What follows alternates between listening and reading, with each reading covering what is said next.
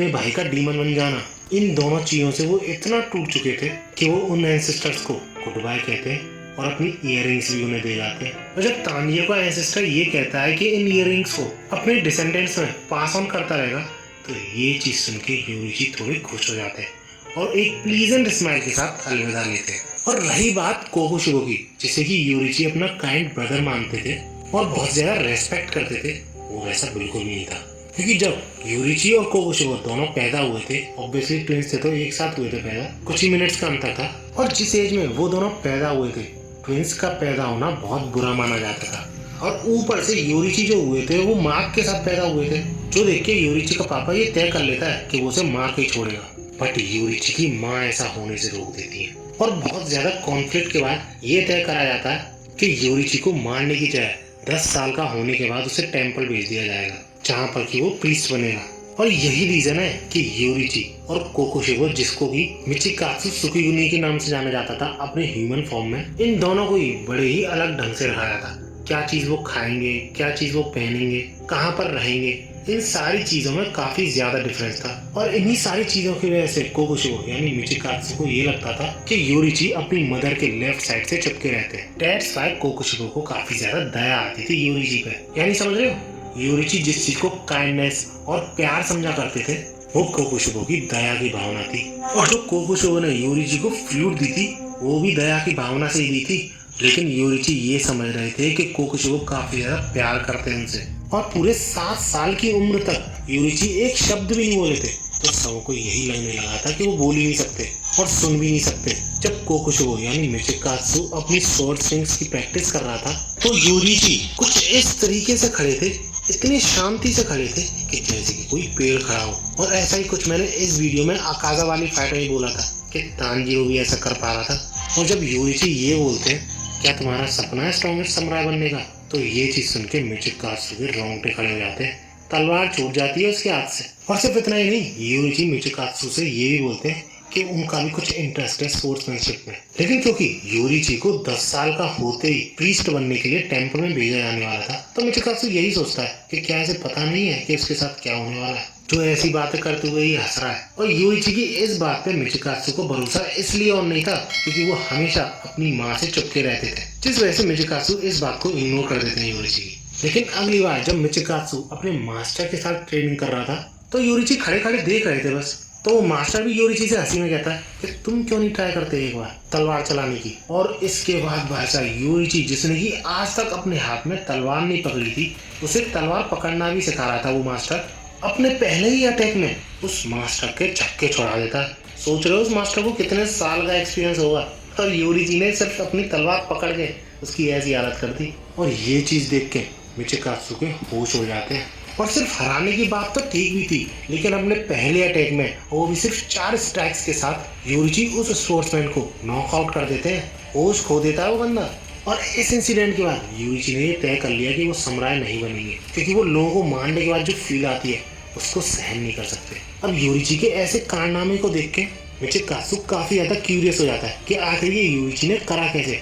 वो पीछे पड़ जाता है कि तुम ऐसा कैसे कर पाए, जबकि मैं इतने टाइम से ट्रेन कर रहा हूँ, एक हिट भी नहीं मार पाया। इसके बाद योरिची ने जो कोकोशिबो यानी मिचिकात्सु से बोला वो इनकॉम्प्रिहेंसिबल था। योरिची ये बोलता है कि स्ट्राइक करने से पहले सबसे पहले तो डीप ब्रेथ लो, इसके बाद skeleton alignment, muscle concentration, blood flow, इन सारी चीजों पर पहले नजर डालो और फिर जाके स्ट्राइक करो। अब बात ये थी कि योरिची तो ये सब पहले से देख रहे थे अपने जन्म से ही, तो उन्हें लगता था कि सारे लोग ये देखते होंगे। और यही चीज मिचिकात्सु को बाद में समझ में आती है कि योरिची ट्रांसपेरेंटली किसी के भी बॉडी के आर पार देख सकते हैं, यानी इंटरनल ऑर्गन्स को देख सकते हैं। और इसी रीजन की वजह से वो यही सोच में होता है कि जिस बंदे के लिए वो दया दिखाता था वो उससे इतना ज्यादा पावरफुल है, इतना ज्यादा स्पेशल है। और इस इंसिडेंट के बाद मिचिकात्सु को रात में भी नींद नहीं आ रही थी। वो यही सोच रहा था कि उस मास्टर ने अगर फादर को बता दिया होगा तो क्या वो अपना सक्सेसर योरिची को बनाएंगे, मुझे उसकी जगह स्विच कर देंगे, यानी प्रीस्ट बनने की बोलेंगे। और इसी बीच योरिची मिचिकात्सु के कमरे के बाहर आकर ये बोलता है कि मदर मर चुकी है। ये चीज योरिची रात के 3 बजे बता रहे होते हैं और वो तुरंत ही उसी टाइम लीव भी लेते हैं, यानी घर छोड़ के जाने की बोलते हैं मिचिकात्सु से। और जो फ्लूट मिचिकात्सु ने यूइची को दी थी वो उसके लिए फिर से थैंक्स करते हैं और वो यूं बोलते हैं कि मैं हमेशा इसे अपने साथ रखूंगा।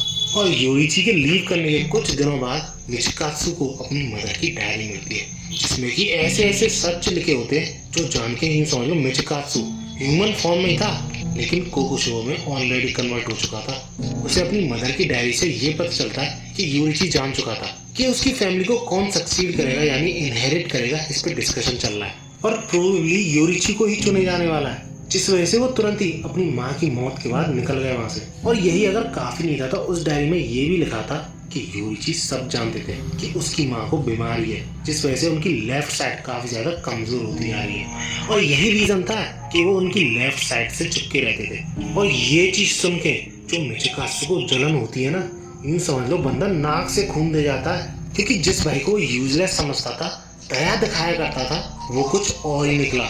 स्ट्रॉन्ग था, दयालु था और सब कुछ जानता था और एक तरीके से सक्सेसर की गद्दी भी उसे भीख में देके गया था, obviously according to Michikatsu point of view. इसके बाद यूइची के फादर ने काफी ज्यादा ढूंढने की कोशिश करी यूइची को, लेकिन वो कहीं दिखाई नहीं। यूं समझ लो एक तरीके से गायब ही हो गया था बिना कोई ट्रेस के, जिस चीज से अंदर ही अंदर मिचिकात्सु खुश हुआ क्योंकि अनएक्सपेक्टेडली उसकी विश पूरी हुई। जिसके बाद मिचिकात्सु ने आगे के 10 साल बड़े आराम से बिताए, अपनी फैमिली बनाई, बट कहीं ना कहीं उसे बोरियत महसूस होती। लेकिन इस सब के बावजूद वो आराम से जी रहा था। लेकिन तभी एक रात जब उसके कैंप पे डीमन हमला करता है तो जो टाइम एक तरीके से उसके लिए रुक चुका था बहुत तेजी से बढ़ने लगता है क्योंकि उसकी मुलाकात होती है उसके भाई यूइची से, जो कि एक झटके में उस डीमन को खत्म कर देता है जिस डीमन ने लिटरली मिचिकात्सु के संग के सारे समुराइज को मार दिया। अब अपने भाई को देख के वो खुश ना होकर सरप्राइज ज्यादा था क्योंकि इस पॉइंट ऑफ टाइम पर यूइची कंप्लीटली डिफरेंट लेवल का था क्योंकि उसने अपनी स्पोर्ट्समैनशिप मास्टर कर ली थी। और जो मिचिकात्सु की जेलसी एक तरीके से दब चुकी थी क्योंकि वो यूं सोचता था कि यूइची मर चुका है, वो दोबारा से पनपने लगती है। अब यूइची भले ही बचा लेता हो अपने भाई को, लेकिन वो फिर भी दुखी होता है क्योंकि वो उसके संग के साथियों को नहीं बचा पाया लेट होने की वजह से। और जैसे जैसे मिचिकात्सु यूइची का चेहरा देखता है, उसकी बातें सुनता है, बनने को और भी ज्यादा जेलसी होने लग जाती है। किसी भी कीमत पे वो यूइची के स्किल्स को अपना बनाना चाहता था, जिस वजह से उसने बिना कुछ सोचे समझे अपनी फैमिली को छोड़ दिया और डीमन स्लेयर बनने की सोची, सेम एज यूइची। और पता मिचिकात्सु ने इसके पीछे का क्या रीजन बताया था कि वो अपनी फैमिली छोड़ के डीमन स्लेयर बनना है, क्योंकि वो अपने सबऑर्डिनेट्स का बदला लेना चाहता है। अब जैसा कि यूइची ने भी बताया था कि उसने ब्रीदिंग स्टाइल्स सबको सिखाने की कोशिश करी थी, इससे ही अलग अलग ब्रीदिंग स्टाइल्स निकली। लेकिन मिचिकात्सु यहाँ पे कंप्लीट स्टोरी बताता है कि यूइची ने सिखाने की कोशिश तो करी थी सबको सन ब्रीदिंग, लेकिन कोई भी सन ब्रीदिंग सीख नहीं पाया, जिस वजह से उसने डीमन स्लेयर्स की स्किल्स के अकॉर्डिंग उनको टेक्निक सिखाने की कोशिश करी, ब्रीदिंग को चेंज करके अलग अलग ब्रीदिंग स्टाइल सिखाई। इसी के साथ साथ और भी डीमन स्लेयर्स पे वो मार्क अपीयर होने लगे और डीमन स्लेयर कॉर्प्स की ऑल इन ऑल पावर भी बढ़ने लगी। और थोड़े टाइम बाद मिचिकात्सु के ऊपर भी मार्क अपीयर हो गया, सेम एज यूइची। अब मार्क अपीयर होने के बाद मिचिकात्सु जो अपने आप को स्पेशल समझ रहा था, इन दी एंड वो भी सन ब्रीदिंग यूज नहीं कर पा रहा था। लेटर ऑन वो भी मून ब्रीदिंग यूज कर पाया जो कि सन ब्रीदिंग से ही ड्राइव्ड थी। लेकिन फिर भी मिचिकात्सु को उम्मीद थी कि वो ज्यादा ट्रेनिंग करेगा तो यूइची को कभी ना कभी तो कैचअप कर ही लेगा। लेकिन तभी डीमन स्लेयर में जिन जिन पे मार्क्स थे वो मारना शुरू हो जाते हैं, जिस वजह से मिचिकात्सु की फ्रस्ट्रेशन और भी ज्यादा बढ़ने लग जाती है कि मेरा कोई फ्यूचर नहीं है क्योंकि मैं जल्दी ही मर जाऊंगा, ट्रेनिंग करने का क्या ही फायदा होगा। और ये सारी चीजें पता है वो किससे बोल रहा होता है? मुजान से।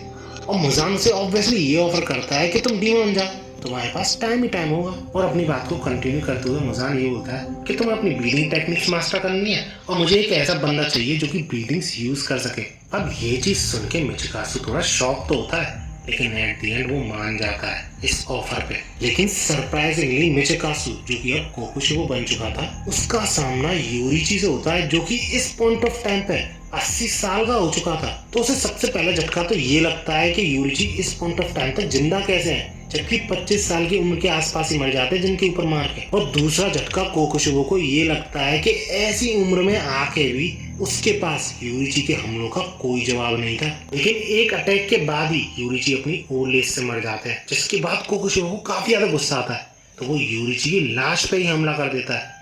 लेकिन उस लाश में से निकलती है एक फ्लूट, जो कि वही फ्लूट है जो कोकुशिबो ने यूइची को दी थी। और वो फ्लूट देख के कोकुशिबो जो डीमन बन चुका है रो देता है। और एक फन फैक्ट बताऊं, यही फ्लूट जो 2 हिस्सों में बढ़ चुकी थी, यानी टूटी हुई फ्लूट को खुशबू अपने पास लेके घूमता था अभी तक, जो कि हमें उसकी डेथ के बाद दिखाई जाती है। और वो अपनी मौत के टाइम भी यही सोच रहा होता है कि उसने अपनी फैमिली छोड़ दी। म्योइचिरो जो कि उसका डिसेंडेंट था, उसको उसने मार दिया। समुराई से वो डीमन में कन्वर्ट हो गया, लेकिन वो फिर भी यूरिशी से कभी आगे बढ़ ही नहीं पाया और